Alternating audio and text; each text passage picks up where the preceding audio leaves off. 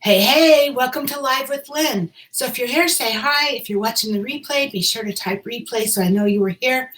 I'm Lynn Huber, and I appreciate you being here today.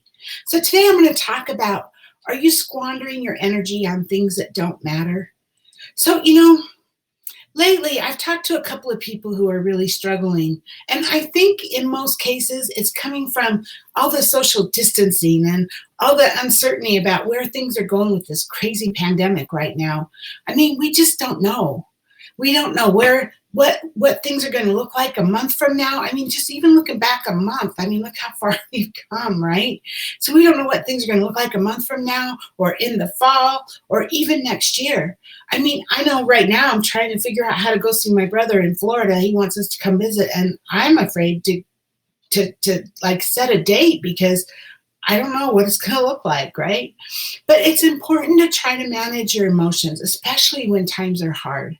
When you get too caught up in the things you don't like, it's so easy to lose sight of your goals and the path that it takes to achieve those.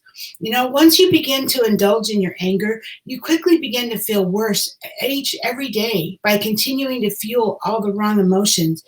You know, I used to have a job many years ago in California. I worked for an underwater construction company, and it was an admin type job. And the thing was, the lady who was my boss, she expected me to sit there and look busy with absolutely nothing to do until she saw fit to throw some work my way. I had absolutely nothing to do, and I had no job description per se, other than when she handed me work, I did it. And that was actually pretty rare. She kept it all pretty tight to herself. And there's nothing I hate worse than having to look busy while being bored out of my mind. Oh my gosh, it was horrible. And so I know how it can be because I started getting in my own head, and I got more and more negative.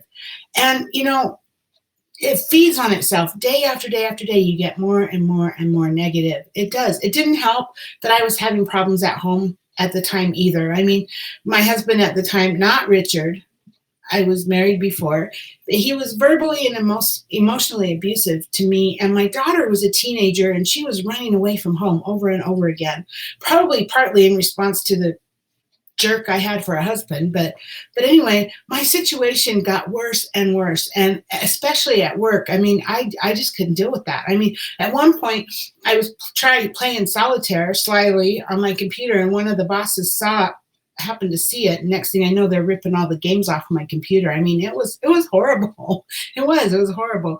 But I don't remember if I quit or if I got fired, but leaving that job was the best thing that ever happened to me, one way or the other. Obviously I survived. You see me here now, right? I'm here. I survived. Eventually I left my husband, and my daughter grew up. She didn't stay a teenager forever. And, and we're going to get through this pandemic. We're going to get through it. I don't know what it's going to look like when we do, but when we get through it, we will get through it, and things will be better one way or another. It might be a new normal, but it's going to get better. And our emotions, that's the thing, is our emotions feed on each other, and it just kind of keeps one on top of the other, and it just gets worse, and we get deeper and deeper into our heads and into the negativity cycle. It's vicious, and it's never ending. So if you wake up in the morning only thinking about the things you don't like, or how angry or disheartened that makes you get stuck in those emotions, and then you'll live the rest of your life in a negative mindset, which is really bad for your mental and physical health. Staying in a constant state of anger or sadness, it's bad for your health in so many ways. You might actually find yourself getting more frequent headaches, fatigue, stomach problems, and gosh, there's probably lots of different physical problems that come from it. These are all just side effects of stress, which is always present when you have negative emotions. The stress is there. If you're having a negative emotion, the stress is there. And so mentally, you're going to find yourself being more irritable and upset, and that can affect your loved ones. But most importantly, you won't be focused on the goals that you want to work towards. You won't ever feel that sense of satisfaction that you crave if all of your days are spent being upset. If you go to bed and you wake up worried that you're not good enough to build a successful business, like if you're in Avon or if you're building some other business, then it distracts from the happiness you could be feeling from achieving the goals that you tackled that day. And then it becomes a self-fulfilling prophecy. You won't be successful because you didn't tackle those goals because you were, beating yourself up. And so you won't be successful, and then you'll beat yourself up again. And then it becomes this vicious cycle over and over and over again. Whereas if you were able to feel the happiness from achieving the goals that you tackled that day, then that confidence will lead to more success the following day. See how that works? The cycle can go either way. You just got to change it. You got to change that cycle, because anxiety will cause it to stall, and it perpetuates itself. If you have a job, if you're a 9-to-5 worker or whatever your hours are, but if you're working a job, instead of waking up thinking about how you're going to dread going to work or seeing that one coworker of yours, think about how happy you are to have a stable job right now. Focus on the things that you love and the things that you need to do. Complaining about your coworkers every day isn't going to help you accomplish your goals, that's for sure. It's absolutely useless, and it only causes you issues, not them, right?